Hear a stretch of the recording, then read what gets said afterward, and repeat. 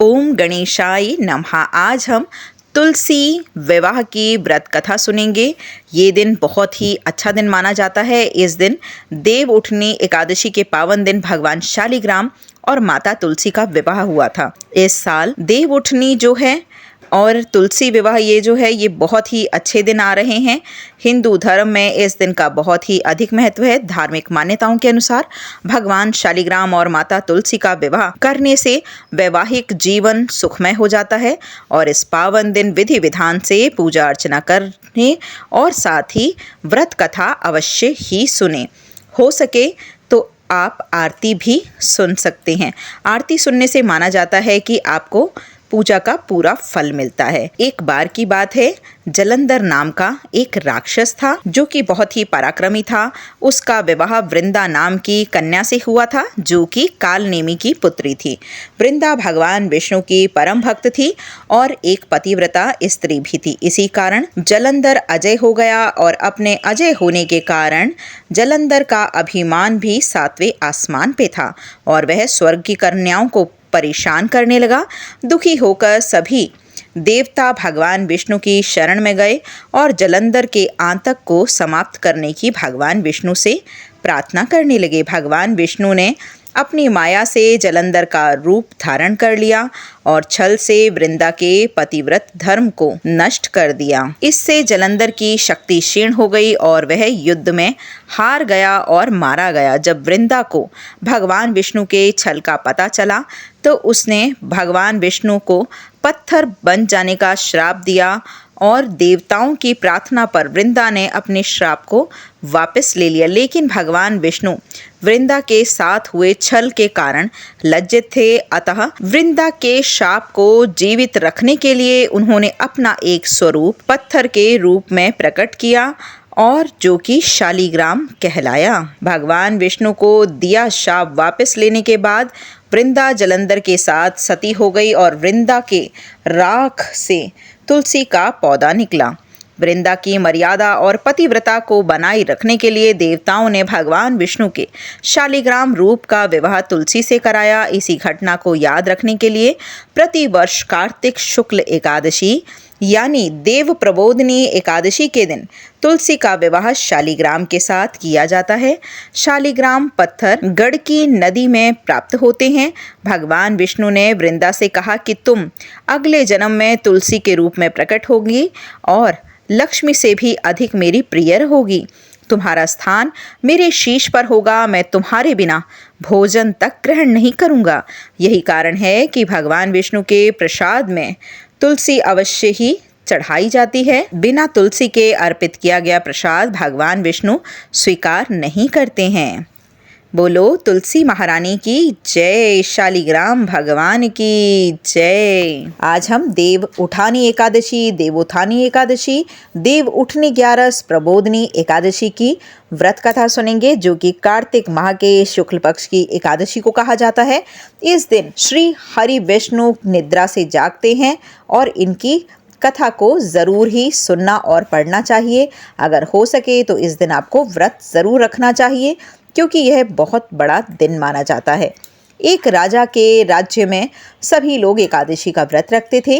प्रजा और नौकर चाकरों से लेकर पशुओं तक को एकादशी के दिन अन्न नहीं दिया जाता था। एक दिन किसी दूसरे राज्य का एक व्यक्ति राजा के पास आकर बोला कि महाराज, मुझे आप नौकरी पर रख लें। तब राजा ने उसके सामने एक शर्त रखी कि ठीक है, रख लेते हैं, किंतु रोज तो तुम्हें खाने को खाना मिलेगा, सब कुछ मिलेगा, पर एकादशी के दिन तुम्हें अन्न नहीं मिलेगा। उस व्यक्ति ने उस समय तो हाँ कर दी, पर एकादशी के दिन जब उसे फलाहार का सामान दिया गया तो वह राजा के सामने जाकर गिड़गिड़ाने लगा और कहा कि महाराज, मेरा पेट नहीं भरेगा, मैं भूखा ही मर जाऊंगा, मुझे अन्न दे दो।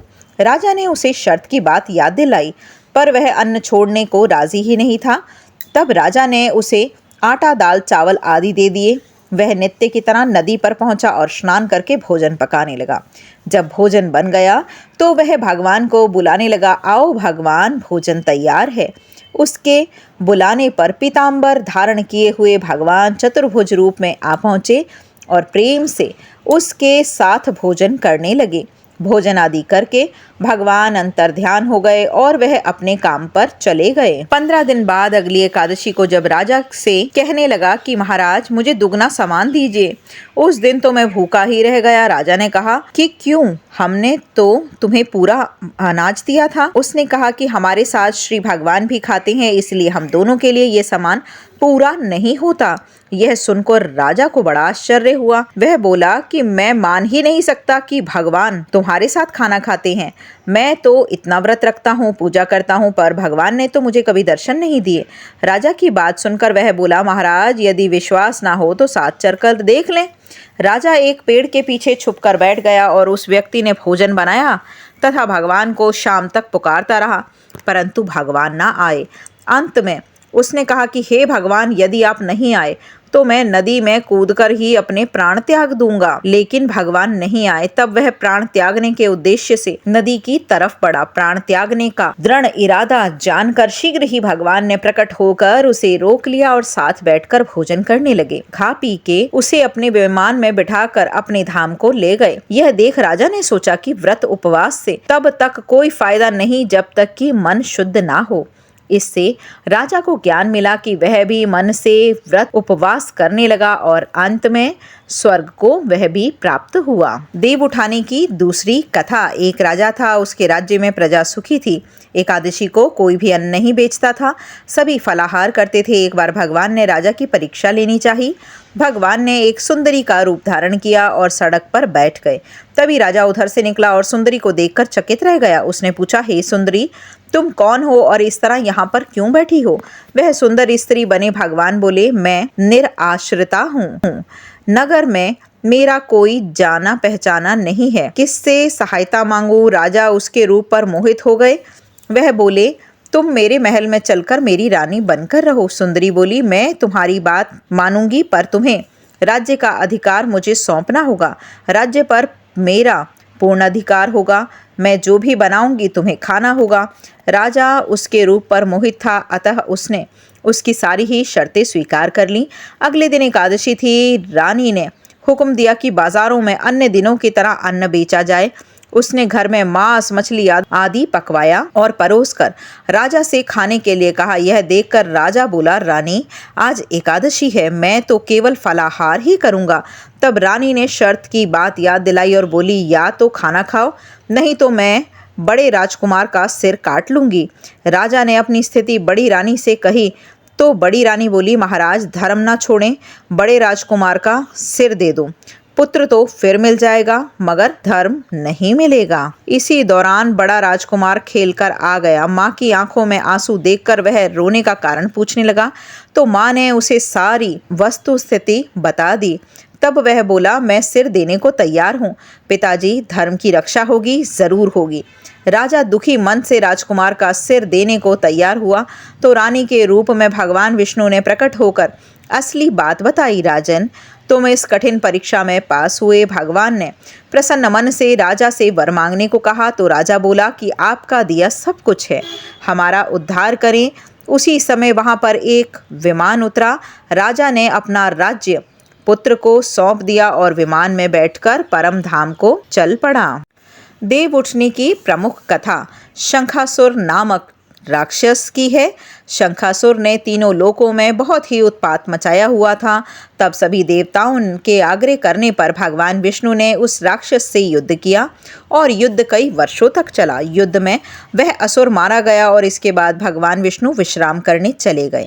कार्तिक शुक्ल एकादशी के दिन भगवान विष्णु की निद्रा टूटी थी और सभी देवताओं ने भगवान विष्णु की पूजा अर्चना और स्तुति की। शिव महापुराण के अनुसार पौराणिक समय में दैत्यों का राजा दंभ हुआ करता था।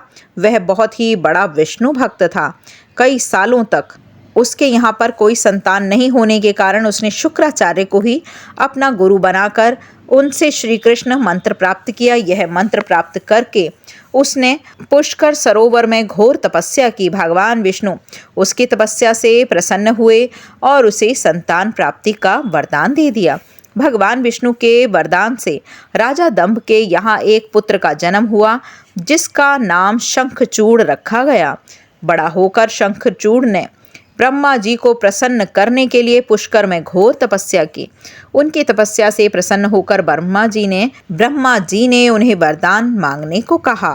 तब शंखचूड़ ने वरदान मांगा कि वह हमेशा अजर अमर रहे, व कोई भी देवता उसे मार ना पाए। ब्रह्मा जी ने उसे यह वरदान दे दिया और कहा कि वह बद्री वन जाकर धर्मध्वज की पुत्री तुलसी, जो कि तपस्या कर रही है, उससे विवाह कर ले। शंखचूड़ ने वैसा ही किया और तुलसी के साथ विवाह करने के बाद सुखपूर्वक रहने लगा। उसने अपने बल से देवताओं, असुरों, दानवों, राक्षसों, गंधर्वों, नागों, किन्नरों, मनुष्य और त्रिलोकी के सभी प्राणियों पर विजय प्राप्त कर ली थी। वह भगवान श्री कृष्ण का परम भक्त था। शंखचूड़ के अत्याचारों से सभी देवता परेशान होकर ब्रह्मा जी के पास गए और ब्रह्मा जी ने उन्हें भगवान विष्णु के पास ले गए। भगवान विष्णु से जाकर कहा कि शंखचूड़ की मृत्यु भगवान शिव के त्रिशूल से ही होगी, अतः आप उनके पास जाएं। भगवान शिव ने चित्ररथ नामक गण को अपना दूत बनाकर शंखचूड़ के पास भेजा। चित्ररथ ने शंखचूड़ को समझाया कि वह देवताओं को अपना राज्य दे दे, परंतु शंखचूड़ ने मना कर दिया और कहा कि वह महेश्वर से युद्ध करना चाहते हैं। भगवान शिव को जब यह बात पता चली तो वे युद्ध के लिए अपनी सेना लेकर निकल पड़े। इस तरह देवता और दानवों में घमासान युद्ध हुआ, परंतु ब्रह्मा जी के वरदान के कारण शंखचूड़ को देवता तो हरा ही नहीं पाए। भगवान शिव ने शंखचूड़ का वध करने के लिए जैसे ही अपना त्रिशूल उठाया, तभी आकाशवाणी हुई कि जब तक शंखचूड़ के हाथ में श्री हरि का कवच है और उसकी पत्नी का सतीत्व अखंडित है, तब तक इसका वध असंभव है। आकाशवाणी सुनकर भगवान विष्णु वृद्ध ब्राह्मण का रूप धारण करके शंखचूड़ के पास गए और उनसे हरि कवच दान में मांग लिया। शंखचूड़ ने वह कवच बिना किसी संकोच के दान में दे दिया। इसके बाद भगवान विष्णु शंखचूड़ का रूप बनाकर तुलसी के पास गए। शंखचूड़ रूपी भगवान विष्णु ने तुलसी के महल के द्वार पर जाकर अपनी विजय होने की सूचना दी। यह सुनकर तुलसी बहुत प्रसन्न हुई और पति रूप में आए हुए भगवान का पूजन व रमण किया। ऐसा करते ही तुलसी का सतीत्व खंडित हो गया और भगवान शिव ने युद्ध में अपने त्रिशूल से शंखचूड़ का वध कर दिया। तब तुलसी को पता चला कि उसके पति ये नहीं हैं, बल्कि ये तो उसके इष्ट देव भगवान विष्णु है। क्रोध में आकर तुलसी ने कहा कि आपने छलपूर्वक मेरा धर्म नष्ट किया है और मेरे पति को भी मार डाला, अतः मैं आपको शाप देती हूँ कि आप भी पाषाण होकर धरती पर ही रहें। तब भगवान विष्णु ने कहा कि देवी, तुम मेरे लिए भारतवर्ष में रहकर बहुत दिनों तक तपस्या कर चुकी हो। तुम्हारा यह शरीर नदी रूपी में बदलकर गड़की नामक नदी के रूप में प्रसिद्ध होगा। तुम पुष्पों में श्रेष्ठ तुलसी का वृक्ष बन जाओगी और सदा ही मेरे साथ रहोगी। तुम्हारे शाप को सत्य करने के लिए मैं पाषाण शालिग्राम बनकर रहूंगा। गड़की नदी के तट पर मेरा वास होगा। देव प्रबोधिनी एकादशी के दिन भगवान शालिग्राम व तुलसी जी का विवाह संपन्न कर मांगलिक कार्यों का प्रारंभ किया जाता है। हिंदू धर्म मान्यता के अनुसार इस दिन तुलसी शालिग्राम विवाह करने से अपार पुण्य की प्राप्ति होती है। देव उठानी एकादशी के दिन व्रत करने वाली महिलाएं प्रातःकाल उठकर स्नान आदि से निवृत्त होकर आंगन में चौक बनाएं। इसके पश्चात भगवान विष्णु के चरणों को कलात्मक रूप से अंकित करें। फिर दिन की तेज धूप में विष्णु के चरणों को ढक दें।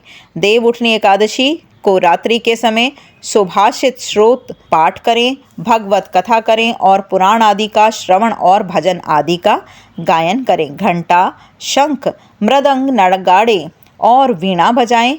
विविध प्रकार के खेलकूद, लीला और नाच आदि के साथ इस मंत्र का उच्चारण करें। ओम नमो भगवते वासुदेवाय नमः।